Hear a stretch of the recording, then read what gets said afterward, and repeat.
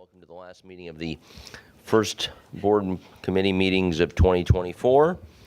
Thank you. Get someone on the phone here.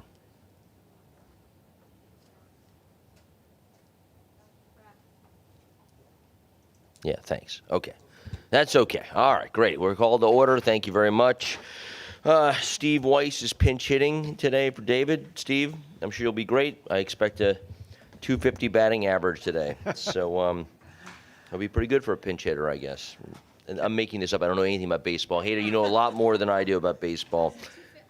That's okay. That's okay for the major leagues. Anyway, Steve, do we have any public speakers? David's batting 210, so you can relax.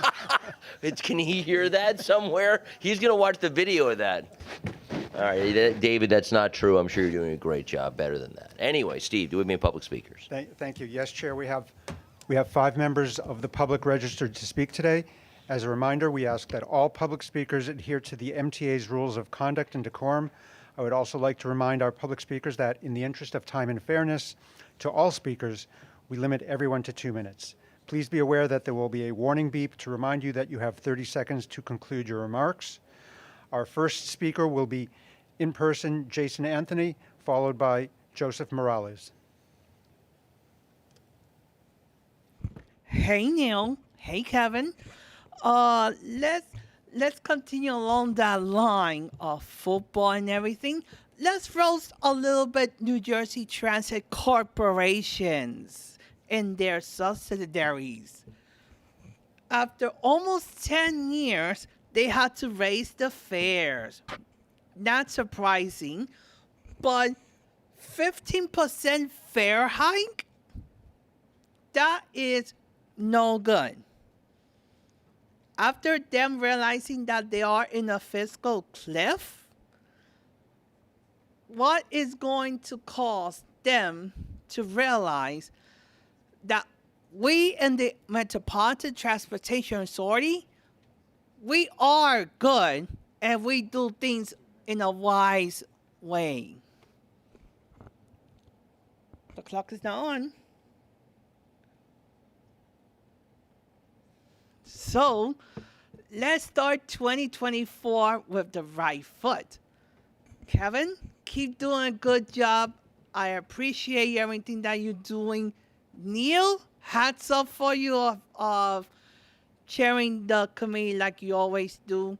And let's teach our folks in the other side of the Hudson that New York doesn't get full very easy. So with that, I'll see you guys on Wednesday. Okay, thank you. Next in person is Joseph Morales, followed virtual by Maddie Bucky's Highland.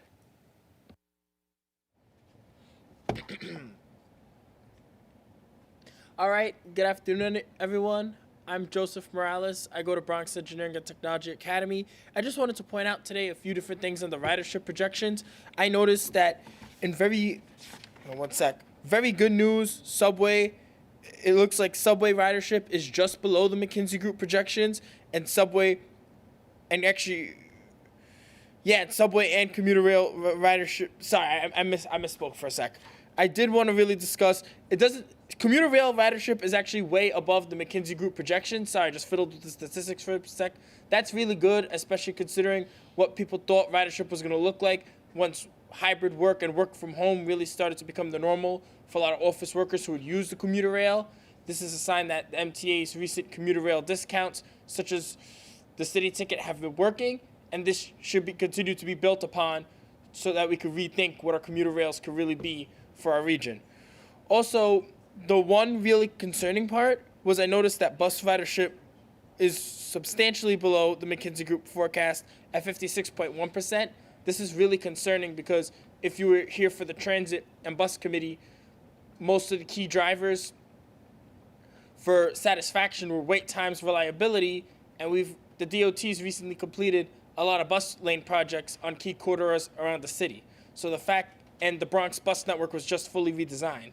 So the fact that this ridership total is the ridership comeback is so low, given how most purposes for bus travel, if you really think about it, everything's reopened, people are doing things. It's it means that people aren't turning to the bus system, and that means New York City Transit has a long way to go. Thank you for your time. Thank you. Next, virtual is Maddie Bucky's Highland, followed by Charlton D'Souza. Good afternoon, everybody. My name is Matty Bucky's Highland. I want to speak to you about fares. As Jason Anthony pointed out, that the New Jersey Transit Corporation has planned to increase fares by 15%. The last time that happened was under the governorship of Christopher James Christie, also known as Chris Christie. At the time, the commissioner was either Jamie Foxx or Richard Hammond, but I'm not ruling out even Jim Simpson, who was Christie's first transportation commissioner. That could be a triple whammy. I say that because last month I spoke about congested pricing about this with this fare hike, though, that's going into effect. Because in Rockland and Orange County, we have a joint agreement with the Transportation Corporation. So I hope for that. Earlier today, I spoke at the Bridges and Tunnels meeting and with the Central Florida Expressway Authority's E-Pass program, which is as an acceptable form of payment method. Anyway, I hope everybody had a good day. God bless you all, and be safe driving tonight. Oh, back over to you. Thank you. Our next virtual speaker is Charlton D'Souza, followed by Alita Dupree. Good afternoon, everyone. So today I wanted to talk about a couple of things. One, the Omni vending machines that are working in subway stations. Some of the Omni machines are not giving receipts, and some of them are not working at all. There's also been issues where people tap their Omni card to load up money, the prepaid card, and it didn't refill.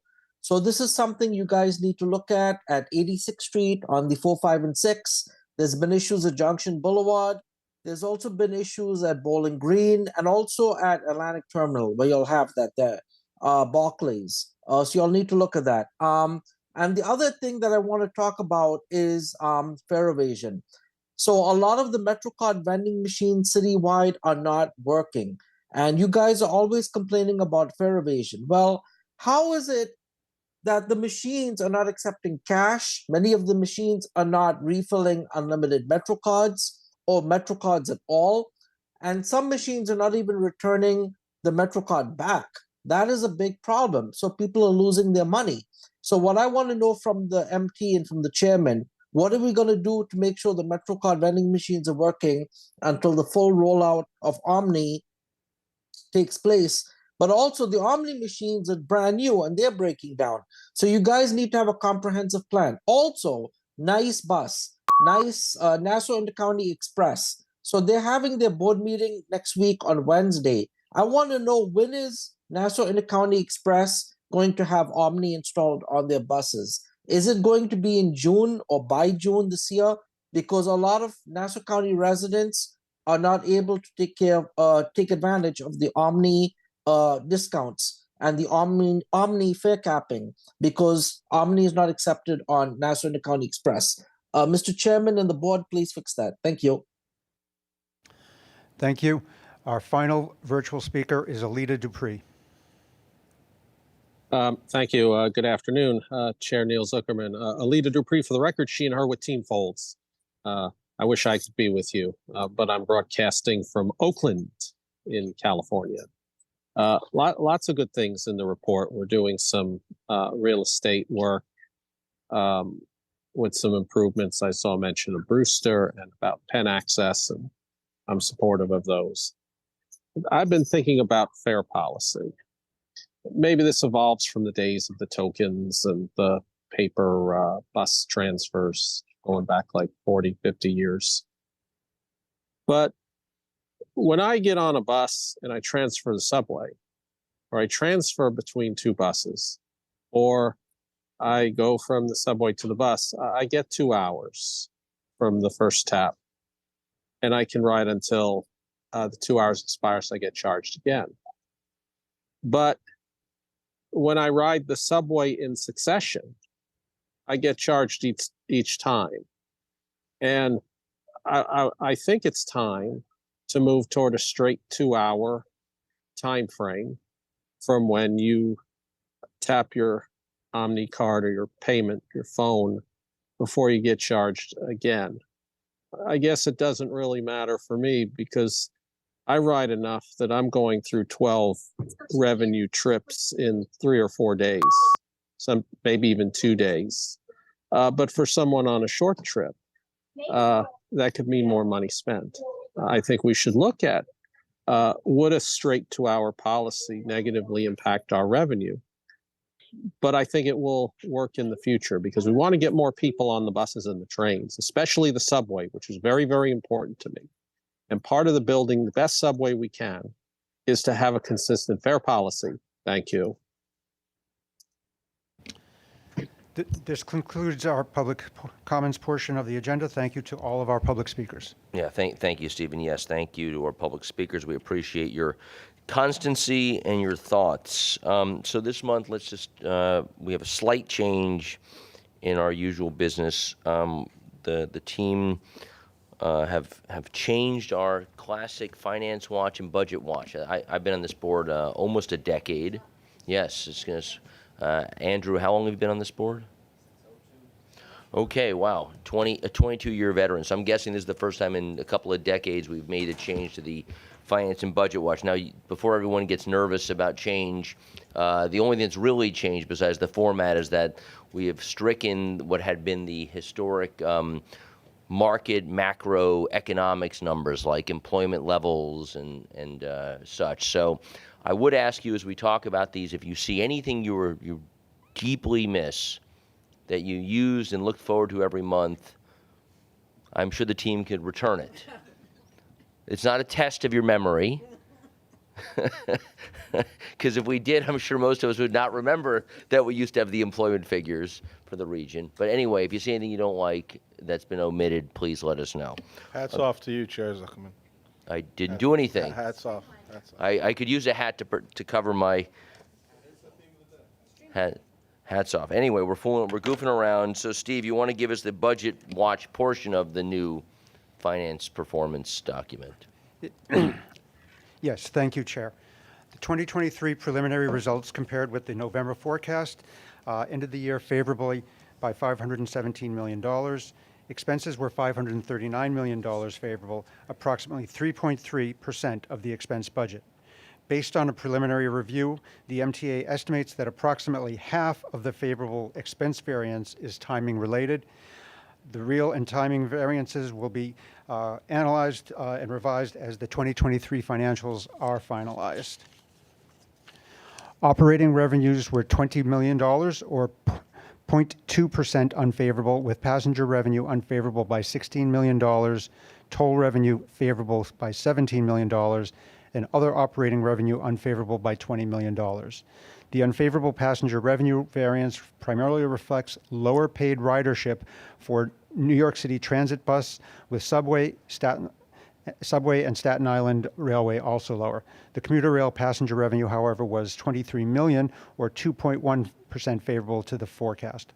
While mostly on budget for 2023, passenger revenue was $1.7 billion, or 28% lower than 2019 passenger revenue when adjusted for fare increases. The operating expenses in 2023 reflect favorable labor expenses of $255 million, 2% favorable to the non-labor expenses, favorable non-labor expenses of $254 million, 6% favorable, and favorable other expense adjustments of $30 million, 15% to the forecast.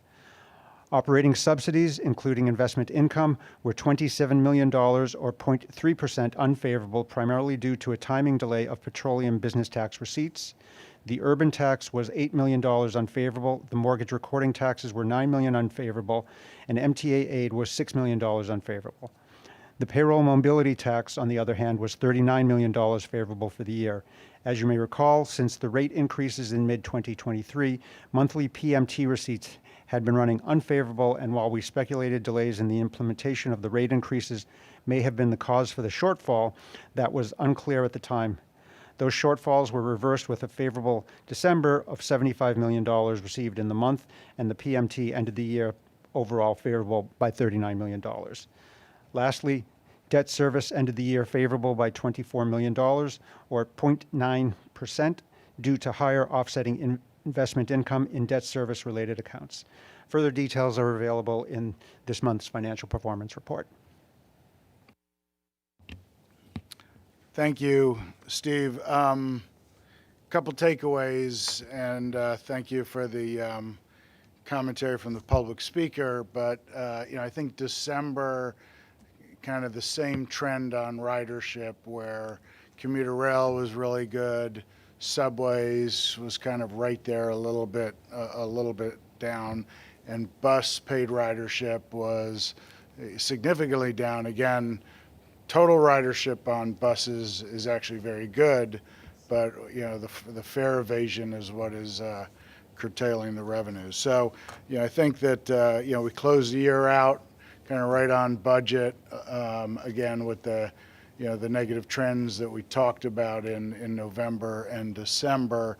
Again, the key for 2024 is to get some additional growth out of all the systems of a few percentage points, which is going to take more riders and improvement on fare evasion. On the expense side, as you heard, we were a little over 500 million, better than budget, lower expenses for closing out 2023, which is great news. Again, we're sorting through what's timing related and what's real savings. We estimate, as Steve said, roughly 50-50, but good news is we continue to constrain expenses, and a lot of it was in the third-party contract payments and so forth, which is a good place to keep the expenses down. On the tax side, again, the great news is, we kind of sweated as the payroll mobility tax, the increase on New York City employers seemed to be coming pretty slow since the new rate took effect in July. Well, December, anybody who forgot and was paying at the old rate must have paid at the new rate, because December kind of made up everything that was short. So right now, our payroll, the new payroll tax, is producing what we budgeted. One other, and Neil, you've mentioned about the real estate market, and so for 2023, our real estate related taxes were $636 million lower than the real estate taxes in 2022. So we went from $1.377 billion down to $741 million in real estate taxes. Now, shows how volatile that is. Now, the good news, so $636 million negative. In the beginning of 23, we lowered the budget on that because we saw what was going on in the real estate market by $620 million. So we're actually only $16 million off budget. And so part of the financial planning is we built that in, but we're expecting, partial rebound in 24 of, gain back a couple $100 million. So anyway, great closeout to 2023. And, we've talked about, we've got a good budget for 2024 and have to execute on it. Thanks, both of you. Questions, board members? Okay, let me ask one. And I appreciate the continued use of this tool that shows the McKinsey numbers versus the actuals. I think it's actually very helpful. So the last 6 months, 5 of the last 6 months were below on paid revenue, the McKinsey numbers, if you just sort of eyeball it. If we extrapolate this to the end of the year, what does it mean for our budget? So if we keep tracking the way we're tracking, are we going to be okay at the end of the year? Or do we perceive a shortfall if things continue on paid ridership?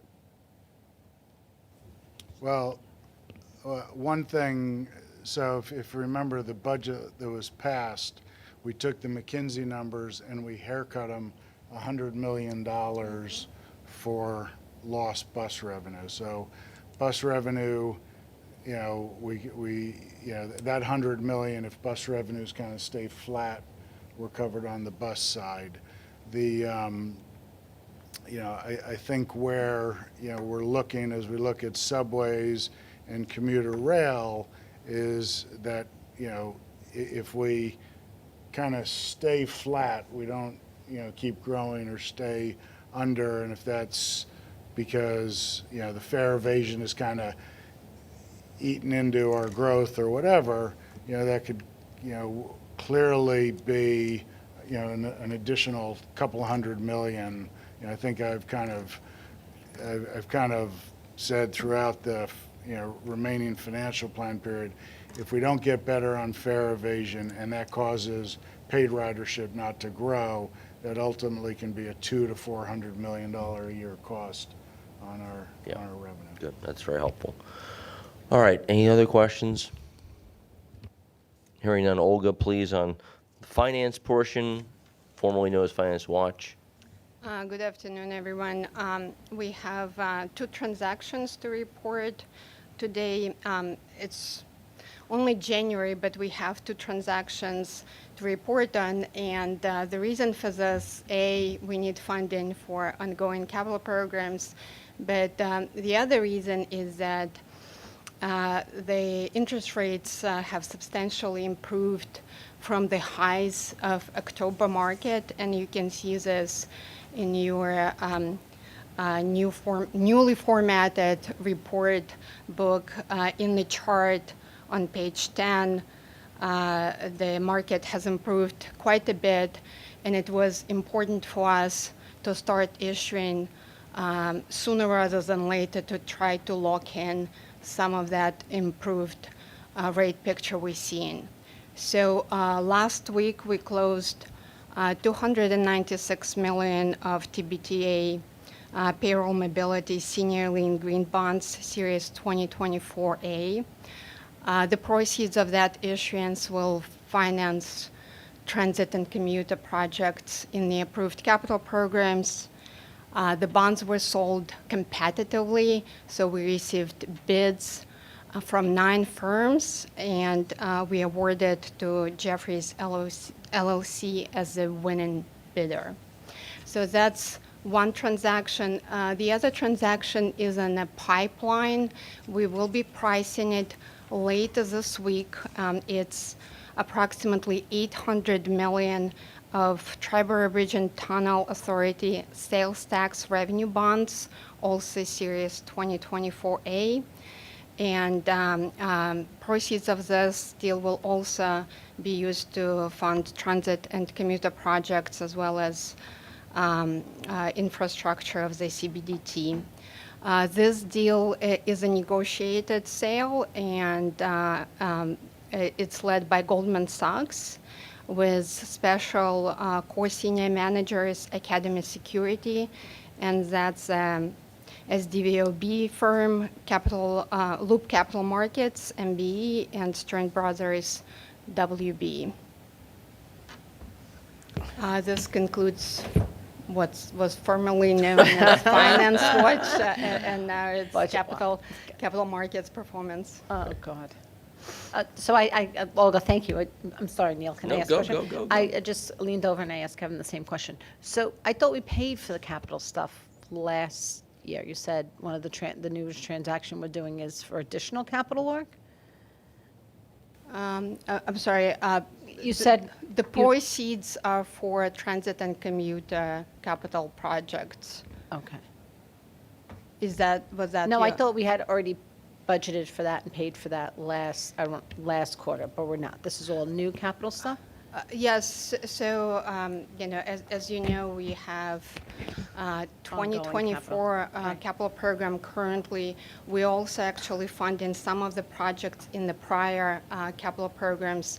The funding is done on a cash flow basis. Okay. So we commit contracts as part of the sort of capital programs window, and then as contractors work on our projects, bill us, we need to pay those bills basically, and those bills are funded from the bond proceeds as well as federal grant sources as well as city and state also big funding partners for us. So that funding is kind of ongoing, and that's why we're issuing these bonds.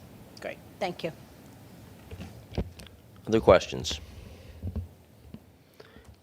Okay, well, it's nice to see that yields have come down a little bit. That's a good thing for us. Although we're not, again, as everyone knows, we're not that exposed because most of our debt is long-term debt, not short-term debt. Okay. Okay, over now to Lizette. Are you now next up for? Oh, we have the work plan. Apologies in the minutes. Sorry, it's a couple of administrivia things. The minutes have been distributed to you for our December meeting. Can I have a motion? So moved. Second. Thank you, David. Additions, corrections, deletions? Hearing none, all in favor say aye. Aye. Aye, opposed, abstentions, motion passes. On the work plan, we reviewed the draft last month. There were some very minor comments on it, but I will take a motion on the work plan as submitted before with comments. We have a motion to approve the work plan. So moved. Thank you, Lisa. All in favor, say any comments on the work plan? All in favor, say aye. Aye. Opposed, abstention, motion passes. Thank you very much. Lizette, now over to you for actions from HQ. Thank you. There are 3 actions this month for MTA headquarters for Finance Committee approval in the estimated amount of $63.3 million. And these actions are found in the January 2024 Finance Committee book. The first item is the award of 2 competitively negotiated miscellaneous service contracts to IBM and Accenture in the estimated aggregate amount of $40 million for consulting services for the Kronos Systems Integration and Implementation Project. These retainer contracts are for a period of 3 years with 2 one-year options. IBM and Accenture will, on an as-needed basis, assist the MTA with planning, design, migration to testing, and implementation of the UKG Dimensions timekeeping platform. Each firm will compete and be awarded consulting services on a task order basis. Proposals were received from 3 firms. After review, IBM and Accenture were invited for oral presentations and then negotiations, and the selection committee determined both were technically qualified to perform the Dimension Systems integration work because of their in-depth technical and years of experience in helping large clients similar to the MTA migrate to UKG Dimensions. This is a time-sensitive project since UKG has announced that its current platform that we're on, Workforce Central Software as a Service, has reached the end of its useful life and will no longer be licensed and supported as of December 31st, 2025. So effective January 1st, 2026, it will only support and maintain UKG Dimensions, another platform. The next item is a modification to an all-agency competitively negotiated personal services contract with DIRAD Technologies to expand the existing MTA implementation of contact center as a service to New York City Transit's paratransit department. The estimated price of this modification is $23.3 million. The paratransit contact center is a crucial operation available to customers 24/7, 365 days a year. It handles about 9 million calls each year, with about 670 simultaneously active representatives and 80 supervisors. The on-premises technology currently used by the center was purchased in 2016 and is also now nearing the end of its useful service life. The existing hardware cannot be upgraded or expanded and lacks crucial emergency redundancy. Continued use of this aging infrastructure poses a significant risk of equipment failure and cause severe disruption to essential services for the accessible community. DIRAD's license fee remains the same as established in the original agreement and is 37% below a competitor's license fee for similar software, 20% lower than the current manufacturer's published price, and 11% below the current price established by New York State Office of General Services. The current contract price has increased about 24% compared to the year 2021 contract rate, but we avoided that increase in price for the software by negotiating the 2021 rates. Also, DIRAD further reduced MTA's overall price for this modification by $391,565 in software licensing. All negotiated pricing is deemed fair and reasonable. I submit these procurement actions for Finance Committee approval. Thank you. We'll take them as a package. Can I have a motion approved, please? Second. Good. Questions on any of them? Hearing none, all in favor say aye. Aye. Opposed, abstention, motions pass. Steve, reports and information items, please. The first item is the Finance Department's 2023 year-end special report, and I'll turn that over to Olga Chinat. Thank you, Steve. Good afternoon, everyone, again. Today, as part of our standing year-end report, I will provide a recap overview of the fiscal 2023 debt management and capital market activities. And in addition, we'll talk a little bit about what's in store for us for this upcoming year.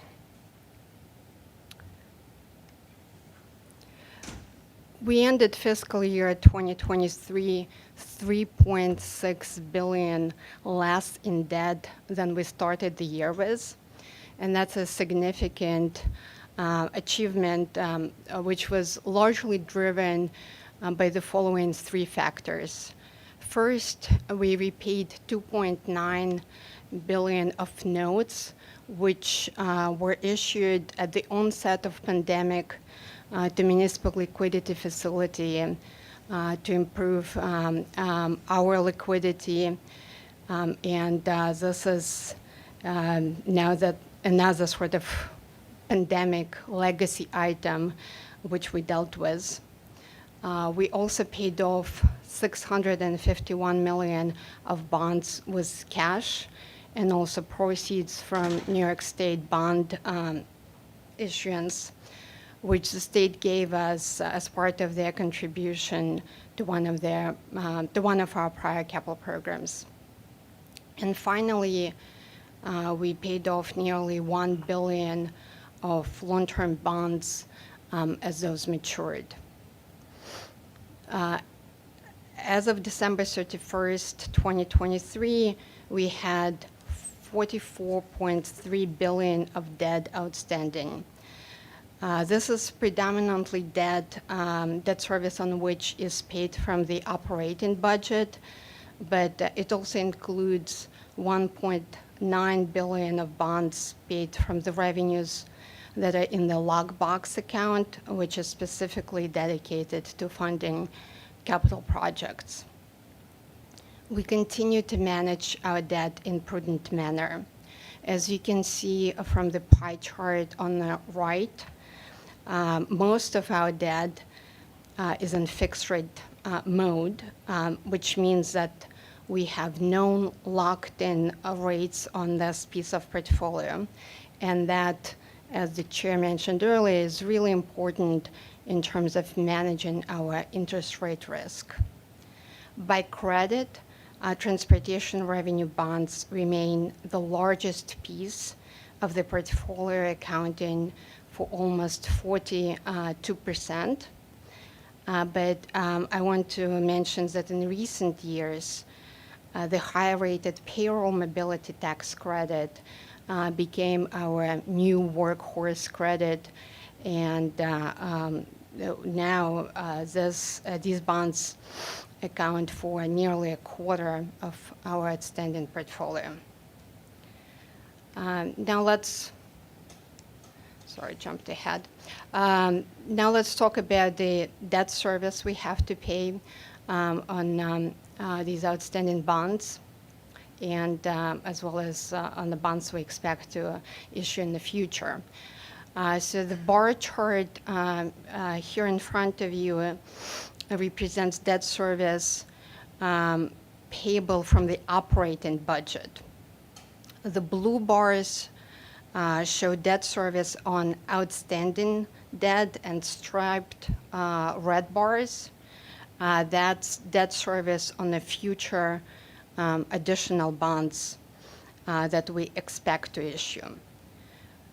The main takeaway from this chart is that in the current year, as well as the next 2 fiscal years, debt service costs have been kept pretty low as a result of paying some bonds off with cash, as I mentioned earlier, as well as debt service prepayments and refundings.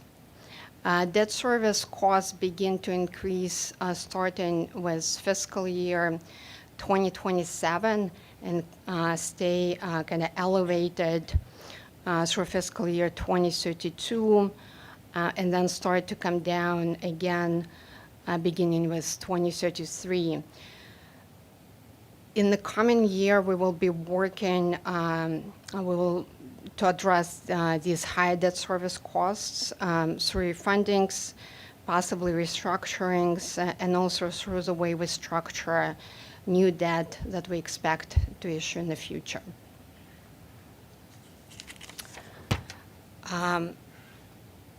Here is another bar chart, but this is actually debt service payable from the capital lockbox account. The color scheme of this chart is similar to the chart on the prior slide. So debt service on outstanding bonds is shown in blue, and debt service on future bonds is shown by red striped bars. As you can see from the relative size of those bars, we started issuing bonds payable out of the lockbox, but we expect to issue significantly more in the future. And that additional future issuance will include bonds payable from congestion pricing revenues when that is online. Switching gears, we can talk a little bit about the market conditions dominating last year, and also how the markets are positioned for the current year. If there was one main theme of markets in 2023, I would say it was probably volatility. Rates have been increasing pretty much from the start of the year, and then as you can see from the line charts, they peaked in October before starting to come down in November and December. This reversal was largely driven by the improved CPI numbers and other economic data. For 2024, the federal dot plot is projecting 3 rate cuts, while the market consensus actually calls for up to 6 cuts this year, with the first cut occurring as early as this March. Of course, this is just market expectations, and the economic release data will advise and modify this as it becomes available. But given this pretty significant divergence between the Fed dot plot and the market expectations, it's not unreasonable to expect additional volatility for this year as well. And we actually already saw some of that earlier this month, with rates kind of starting to reverse out of the lows we've seen in December. Although just to be clear, and you can see this from the chart, the rates stayed significantly below the October peaks. I'm not going to spend a lot of time talking about this slide, just because this is information we provide at every Finance Committee meetings. But you can see that last year we were quite busy, and we executed 6 bond transactions. And again, unless there are some specific questions, I think we've reported on those before. I wanted to give some highlights of the 2023 activity. We sold 2 almost $2 billion of fixed rate bonds to provide funding for the ongoing capital programs. We also issued $3 billion of refunding bonds, realizing net present value savings of $259 million, or 8% of refunded par. We executed several different types of transactions that I would characterize as ongoing portfolio maintenance, and those totaled $600 million in par. We spoke already about the way we reduced outstanding debt, so I'm not going to go through that item by item, but I do want to highlight that bond proceeds last year funded $2.4 billion of capital project costs from projects ranging from station improvements to signal and communication work, line structures, and track, just to name a few largest categories of projects. 2023 was a great year for us on the ratings front, with our rating agency efforts paying off, and several rating agencies taking positive actions with respect to transportation revenue bonds, which are now rated in A category or higher. And we also have Moody's and S&P assigning positive outlooks to the credit. And the ratings on the other credits we've maintained stable throughout last year. Finally, I want to conclude with our 2024 financing calendar. We broke it out by quarters. And you can see that we have another very busy year ahead of us. We're looking to raise as much as $4.7 billion in proceeds for capital programs, issue $500 million of notes for working capital, refinance $1.7 billion of notes with long-term bonds, and also we'll be taking advantage of market conditions as those present to us and refinance bonds for savings when we can. This concludes my report, and I'm happy to address any questions. Questions? Please, Andrew.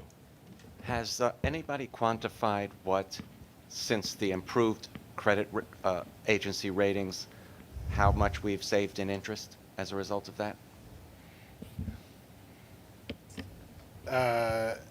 No, I mean, we actually haven't been in the market with the transportation revenue bond credit. We just did receive a bunch of line of credit and letter of credit proposals, which I think generally came in on the lower end, but we haven't quantified it. So we've seen credit spreads get tighter and so forth. And I mean, to me, the great thing about the rating upgrades is in a backdrop where the federal government was getting downgraded and we were getting upgraded.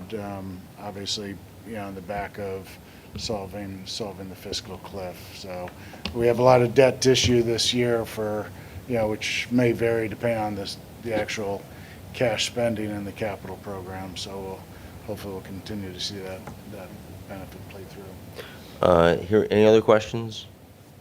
Olga, two questions unrelated. The first is if we're going to be financing $9 billion in 2024, is that a busy year or not so busy year? Just give us a sense of the tempo of how much of that is relative to what we normally are issuing in a year. Yeah, so I think a good comparison would be the 2023 activity. So that year we issued between the new money issuance and the refunding transactions, so that puts us at $5 billion of issuance with kind of other supporting kind of market and portfolio management activities. So I would say, this is kind of more more intense schedule, particularly particularly in the new money front. But on the new money front, we are monitoring the cash flow needs, and we only go to the market when we see that additional funding is required. So, that's how we will be approaching it this year as well. Yeah, so it's a busy year. I mean, just to be clear, we're not going to end '24 with $9 billion more of debt on our balance sheet, or half of it is refinancing and so forth. And then, as Olga said, when we program how much new money debt we have to issue for the capital program, we tend to be conservative and assume that the projects will spend very quickly and so forth. So we could end up, and we try to borrow ahead of when actually all the invoices come in. So it's a little bit of forecasting on the spending of projects. But I don't think Olga and her group will have a lot of time to rest this year. Okay, well, and to that, my second question is related to that, which is, Olga, just remind us, where's the size of your team that's doing this finance work for us? So the core team is 5 people, actually. But it's been a team that has delivered great results in 2023. Unfortunately, we had a recent retirement. I don't know if we talked about this. Finance Department Co-Director Paula Serra, who has been with MTA for many years, decided to retire last November. But we have Marcia Tanyan, who remains in a director role, and she is supported by Joanne Feld here as a deputy. We're also bringing new people to join the team. So it's a small group, but it's a very dedicated group. Great, thank you. All right, back to you, Steve. Okay. The second information item are the MTA financial statements for the 9 months ending September 2023.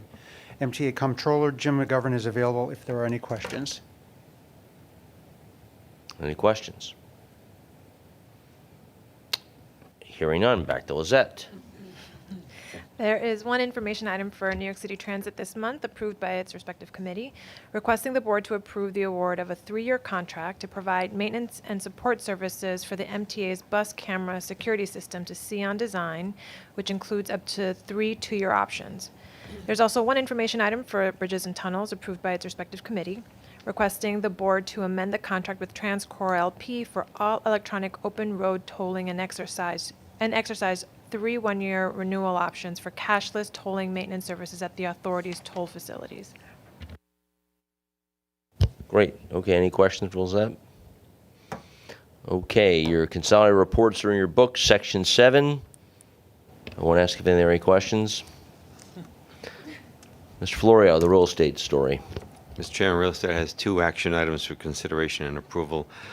There is one administrative action item from MTA Metro North Railroad. It's the determination and findings pursuant to the eminent domain procedural law for the acquisition of property interests for the Brewster Yard Improvement Project in Southeast. There was one transaction item for the MTA Long Island Railroad. It is a license of VPCT Realty for access and parking on property adjacent to 465 Johnson Avenue in Brooklyn. And there are additional 7 information items I can go through after consideration of the action items, sir. Excellent. I'll take the 2 action items as a package. Any, can I have a motion, please, for the Brewster Yard eminent domain and the license with the VPCT? Thank you. Second. Second. Questions, comments? Hearing none, all in favor say aye. Aye. Opposed, abstention, motion passes. Information items to you, David. The first 2 information items are for Metro North Railroad. They include short-term parking permit between Metro North and the town of Cortland for its use of the parking lot at Cortland Station. A short-term access permit between Metro North and the county of Westchester for use of an access road and staging area to replace one of our substations in Wilson Woods Park in Mount Vernon. The next two are for the MTA, and they include a license between the MTA and the Board of Managers of the 1776 Eastchester condominium to facilitate preliminary construction work in connection with the Penn Station Access Project in the Bronx. And there is a license between the MTA and RLF 2 Bassett to facilitate preliminary construction work also in connection with the Penn Station Access Project in the Bronx. The fifth information is for both MTA and Metro North, and reports of the transfer of the right to purchase MTA property interests from Webster Development to MADD Equities associated with Block 3272, Lot 101 in the Bronx. Those prior three are transit-oriented development items, and Bob Paley is here to answer any questions. The last two information items are the report on agreements entered into directly by the Real Estate Department pursuant to board policy, and a report on events in Vanderbilt Hall and Grand Central Terminal. Okay, can you expound upon the Eastchester condominium for our representative who lives in the Bronx, please? Sure. This is simply a license agreement to allow truck access for the construction trucks to cross private property. If you're familiar with the Morris Park Station, there's a road that goes the length of the right-of-way. It happens to be a private road, even though many people view it as public. So we needed to get access across the road. There's two parties who have an interest in that, and so they've been cooperative in giving us that access.